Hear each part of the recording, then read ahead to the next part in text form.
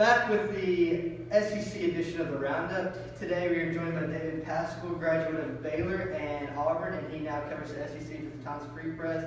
Is the co-host of Pressure on ESPN Radio in Chattanooga. Pleasure to have you, David. How are you? Thank you. I appreciate it.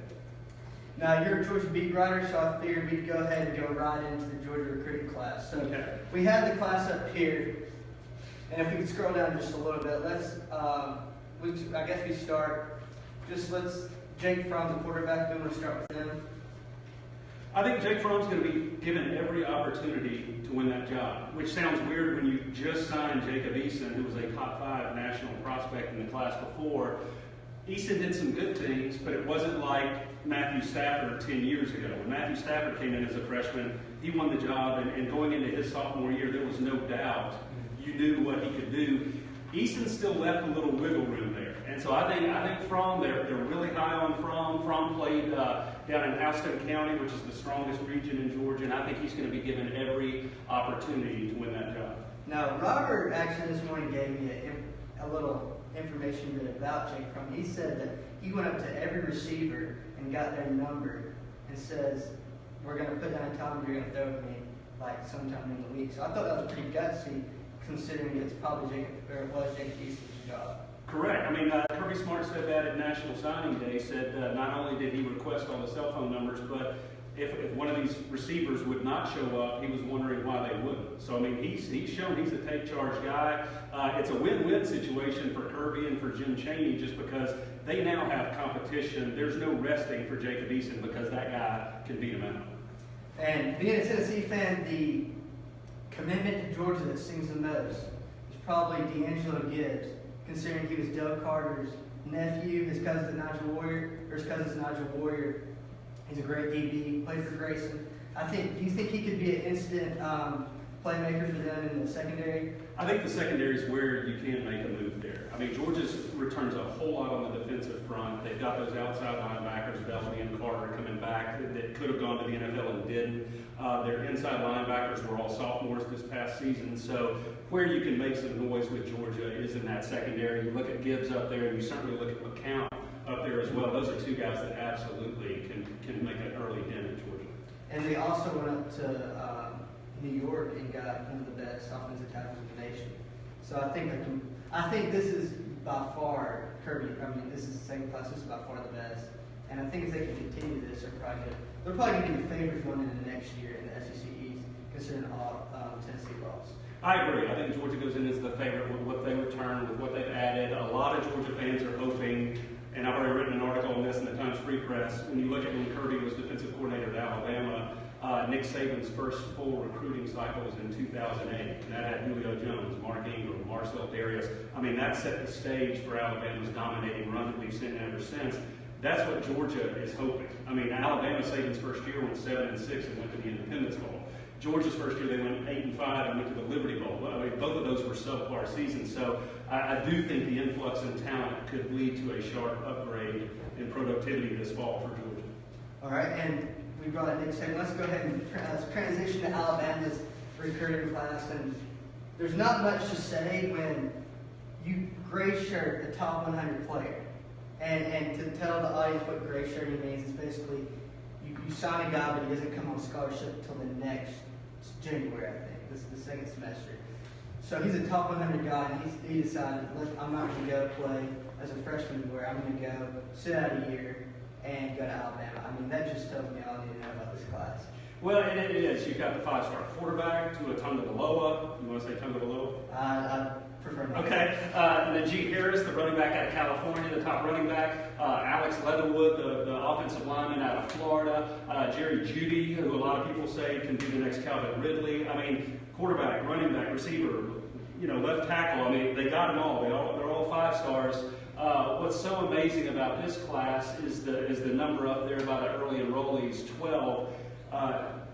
That's just incredible. They get the head start. Jalen Hurts was an early enrollee last year, became SEC Offensive Player of the Year. Jonah Williams was an early enrollee from California last year, was the starting right tackle for 15 games. They just stay ahead of the game at every turn on a recruiting standpoint. And so the fact that they've got 12 guys, these guys are going to be veterans It's like I interviewed Jonah Williams after the SEC championship game, and he's like, when you're up against Brian Anderson, Tim Williams, all through spring practice, you can't help but get better. And that number 12 actually becomes 13 on Monday because Mac Jones, the other quarterback they got out of the bowl school in Jacksonville, has worked out a deal with the school to be an early enrollee. There's never been. It would be like Robert Riddle leaving Macaulay in January to get a head start at Mercer. You don't see these guys leave these really nice schools because you think about the tuition. John Vias at Georgia, the left tackle a few years ago, he went to bowl school. He was like, I never even thought about enrolling early because of just the experience you get at this high school.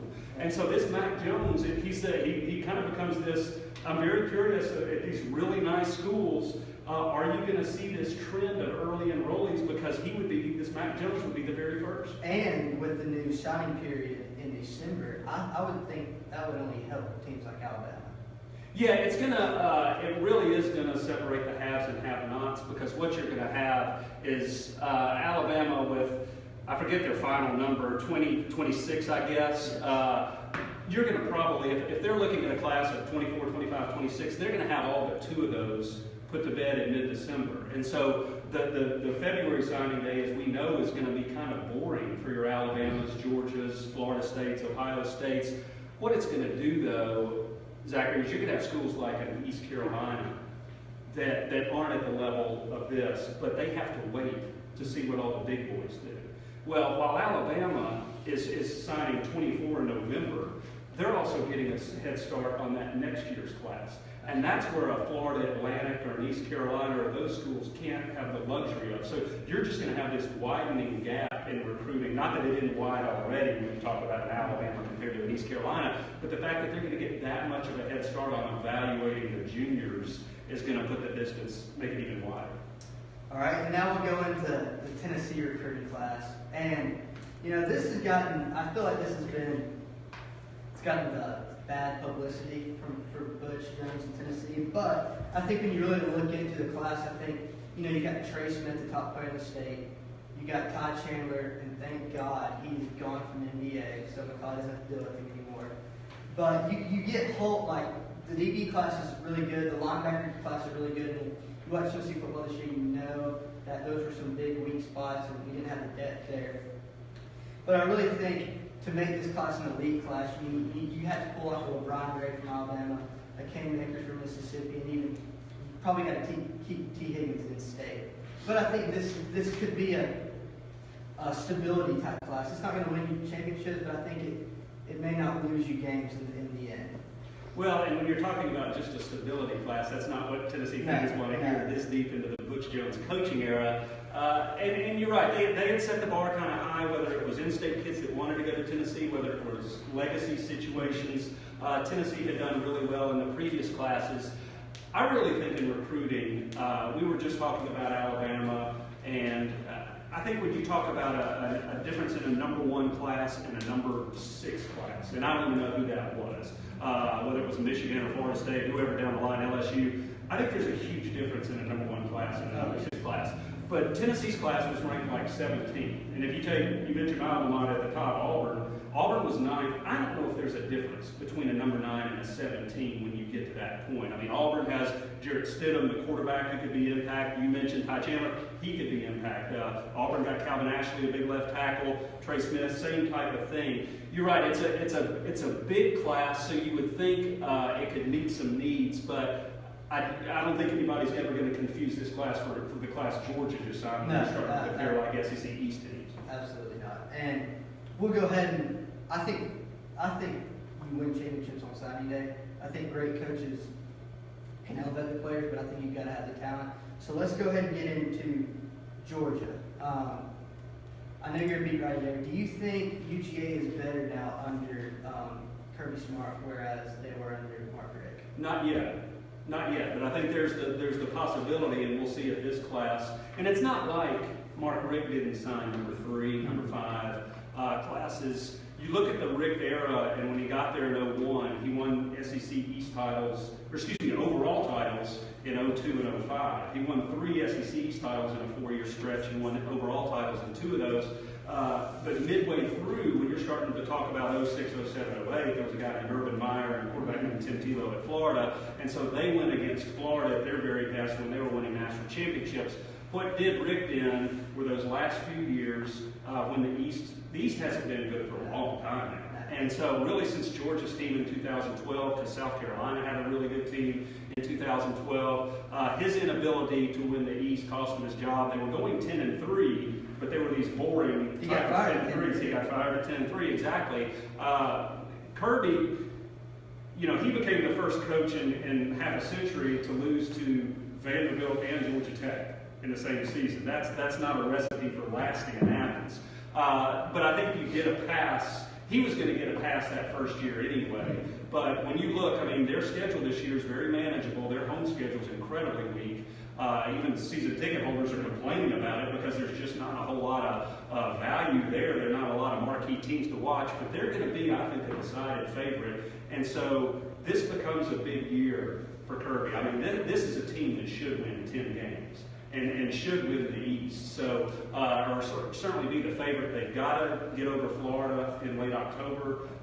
You know, you look now and they've lost 2 in a row to Tennessee, so they've got to stop that. So there's some things he needs to accomplish. So right now I would say, no, nobody's going to confuse Kirby for Mark Richt. I mean, Mark Richt was almost 100 games over 500 during his time there, like Philip Fulmer was back in the day at Tennessee. So I don't think anybody's going to confuse those two right now. But if Kirby can put this class to good use and start breaking through as far as winning that East, then, and I could see why the change was made. I mean, you kind of knew at this point what you were getting with Mark Richt.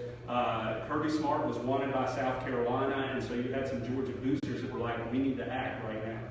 And I think at Georgia, you should have a top 5 class every year. I agree. It's one of the probably the top 4 states. You got California, Texas, Georgia, Florida. Florida has, you know, Florida State, Miami. Texas has Texas, TCU, you got Oklahoma coming and coaching. You did have Baylor, but I don't know if you will anymore. And then California has USC and UCLA and Cal Berkeley, and Georgia really has Georgia and Georgia Tech. I mean, so they should have a top 5 class in my opinion every year. And you look at Georgia historically, and outside of the 3 years Herschel Walker was there, and then the following year in '83 when they still had a lot of that class together, went to the Cotton Bowl and only lost 1 game. Georgia historically is not like this team that just wins title after title after title, but what has enhanced the expectations there, like you're talking about the talent base, and then when you project it, I mean, the Atlanta metro area is becoming like the top area producing NFL talent. And so there are years where classes get away, like if you go back almost a decade, the Eric Berry class, you know, there were different reasons why people left the state to go other places. Georgia only signed 2 of the top 10 players in its state that year. But even this year, where Georgia is so deep that you don't need to just do well in the top 10. I mean, you look at these rankings and you see the top 10. If you go 11 through 20, in the state of Georgia, you've got some unbelievable players, and that's where Georgia got like 8 or 9 out of that second 10 that really made this class elite. Now, you said it's a big year for Kirby Smart, but is it a big year for Kirby Smart or Jim Chaney? Both. I mean, you can certainly argue Chaney was underwhelming that first year. They set a point total that was the lowest of, you know, since Y2K, and I think a lot of Georgia fans really didn't know what they had in Mike Bobo. Mike Bobo was a really good offensive coordinator that his last 3 or 4 years, they were setting school records in something every year. Now, he got the opportunity to be a head coach at Colorado State, and they have not been able to fill that void. Brian Schottenheimer was a failure his 1 year, and Jim Chaney, you can say, was a failure his first year. You can say, well, it's a freshman quarterback kind of learning the ropes and stuff like that, but I think that a lot is going to be expected of that offense this year, even though there's some questions on that offensive line. You've got some key receivers back, and you're loaded at tailback. Now, I will have to say, you graduated from Auburn, and now you cover Georgia. When they play each other, who do you pull for? Because I figured, being a beat writer for Georgia, your job is better when they're good.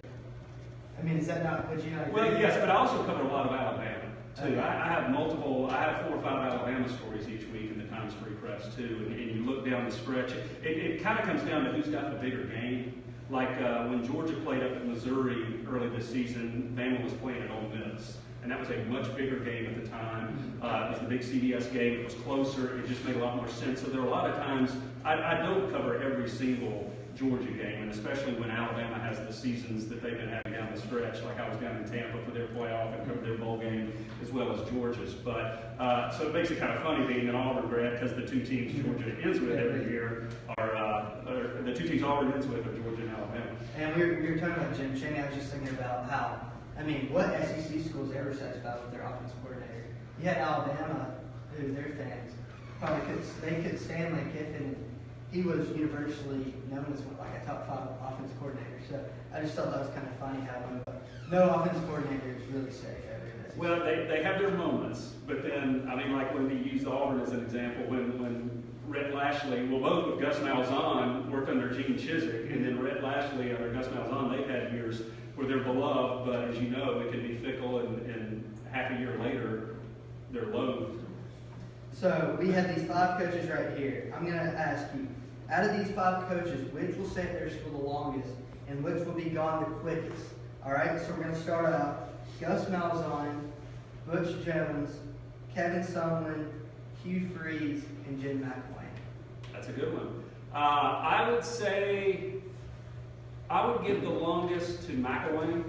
Even though, I mean, Florida's unhappy with the offense there. If he can get some pieces there, they just need to settle on a quarterback, which, you know, hadn't been the case. I think the volatility factor, for one, some of those names you reeled off are in the West, like a Sumlin and a Malzahn. I think it's a tougher existence in the West. You get the $4 million salary. And Hugh Freeze. I would almost put Hugh Freeze second on that list if he can survive. You've got to put the asterisk by Hugh Freeze because you don't know what this NCAA investigation is going to reveal. I think if he survives that, he could be second or even first on that list, because you look at what he's done before. I mean, this time last year, he was coming off a Sugar Bowl win. And so I think he's got the possibility to survive this and still stay for a few. The others, I think Butch Jones will get through this next year, but then the year after that becomes really hot. Now, I say get through this next year. If they bottom out at 6-6, he can be done now. So I think Jones could be. I think Sumlin could. Sumlin's probably got the hottest seat. And one name you don't have in there is Brett Bielema, whose seat is pretty warm too. And so that's another one. But again, that's all in the West. And the only reason Orgeron's seat isn't hot is because he just got there. And it's probably a little hotter after the running back coach, I don't know what you call that, the feud. The Louisiana head coaches, the high school head coaches are wanting to boycott their players from on to LSU, so I think that's an interesting development to follow. Well, and his strength is what? Recruiting, and he went head-to-head against Alabama and lost just about everybody he went head-to-head against Saban with, especially in the state. All right, so what you like to do on your show is you like to do a rapid fire. So we came up with the over-unders for these 6 teams in the SEC, and we want you to go over or under. All right. Is this the 12-game regular season? Does it include? This includes if you make it to the playoffs, SEC, everything. Okay. So they're a little inflated. Okay. So Georgia 10.5. Okay, that includes the bowl game. I will say, based on their schedule, what they've got, I'll say they hit 11. So I'll say they go over. Florida 8.5. That's a really good one because they play Michigan and FSU outside the league. So I'm thinking, I think that's an 8-4 regular season. Do they win their bowl? Probably going to get matched up against a slow Big Ten team. Yeah, I'll give them a 9 in the Outback Bowl over Iowa again or something. Tennessee 9.5. I think that's too high. Alabama 12.5. That's a good one because they just played a 15-game schedule. Mm-hmm. So even if they go 14 and go 13-1, I'll say they eclipse 12.5. Auburn 9.5. I think Auburn's probably a 9-4 type of team, so I will actually go under on that. I think they've got some defensive questions, and you're putting everything on Jarrett Stidham. I mean, maybe Malzahn has another magical year, but I think heck, 9-4 would be a 1-game improvement over this year's team that went to the Sugar Bowl. So I would say slightly under on Auburn. And the last one, LSU 9.5. I will go under on that one too, due to the mess up with the hurricane they've got to play 5 SEC road games this year, so I think the schedule will bite them, and why they can't settle on a top flight quarterback is just beyond me, but so I say they go slightly under 2. And lastly, last thing we're going to get into is our way too early SEC predictions. So I'll go ahead and give you mine, and then I want you to give us yours. I got in the East I have Georgia at 1, Tennessee 2, Florida 3, Kentucky 4, South Carolina 5, Vandy 6, and Missouri at 7. And then in the West, Alabama 1, LSU 2, Auburn 3, A&M 4, Arkansas 5, Ole Miss 6, and Mississippi State 7. Okay, I like them. The biggest thing I would flip Tennessee and Florida. The games down there. I like Florida. Florida always has a good defense, even though and they lose a lot off of this year's defense. But I just think Florida and Tennessee may wind up, whether it's Dormady or Garantano, they may wind up with a stud at quarterback. But I think this year, with them having to replace a quarterback in the early going, an early season game puts them in a bit more trouble than when they play Florida. And they open up against Georgia Tech. That could be. I know that doesn't involve the SEC standings, but that could be an interesting game to watch too. And that big time opening weekend to start. But yeah, Alabama, Florida State, and all those big time games. But the rest of those I like. I mean, you've got LSU second in the West over Auburn. That game is in Baton Rouge, so I mean, I think it makes sense to pick LSU second there. We're talking about an SEC West that was just loaded 2 or 3 years ago, and now you're looking at. I mean, when you pick those teams at the bottom, A&M, Arkansas, Ole Miss, Mississippi State, I don't think any of those teams go over 8. And I don't know if any of them get to 8. Well, it's hard for them all to be good when Alabama's getting the best players at every state. So you're not having the best players in the state because Alabama's taking them. So, do we have any audience questions or? Yeah, can we go a Rushmore of Chattanooga Davids? Rushmore of Chattanooga Davids. Ooh, that's a good one. How about you want to go David Carroll on TV3? Oh, nice. Is this past and present? Yeah, you past and present. Ooh. Am I allowed to bring up Baylor people? They better be good. Well, David Hanna was the youngest Hanna brother and played on Alabama's national championship team. He was awfully good. And I know Macaulay has so many famous alumni. David Hanna would be one of Baylor. I mean, the Hanna brothers that went through Baylor, so he would be the one. I will pull myself out of it because I'm nowhere close. What about David's Restaurant on Vine Street? See, now that's how you play the game. That's how you play the game. David's has been around for a long time, so that's it. And then I'm trying to think if there's another David sports figure out there. It's tough. It is a tough one. I'll give you a little easier, and we'll end with this. Mount Rushmore, the top SEC coaches of all time. See, I think that is easy because I think there are 4 that separate themselves from everybody else. If you look, the first 25 years of the league, Robert Neyland at Tennessee, General Neyland was just unbelievable. Then from 58 to 82, you have the Bear Bryant run. He's clearly on there, probably your far left. Steve Spurrier, even though Leland won 1 national championship, to win 6 league titles in 12 years, while Florida State was on that run of top 4 finishes every year, because Florida State won a couple of national championships while Spurrier was there. And Tennessee, both of their big rivals were really good. Right, and then Saban. So I think it is a clear cut. Neyland, Bryant, Spurrier, Saban. I think in that next tier, because that's kind of a fun one too. You've got Vaught at Ole Miss, Johnny Vaught at Ole Miss. You got Vince Dooley. Does Philip Fulmer belong in that one? Auburn's got a couple of candidates with Shug Jordan and Pat Dye. You go back to Frank Thomas at Alabama, who when the SEC was formed, he had Alabama rocking and rolling. So I think it's that next tier that's almost tougher to debate than those first 4, because I think the first 4 are a lot. So it's a clear cut. Robert Neyland, General Neyland, Bear Bryant, Steve Spurrier, Nick Saban. Mm-hmm. And thank you so much for being on. Absolutely, enjoyed it. It's a pleasure. We'll be back next week with BJ Coleman. Hope you can tune in. That's a good one.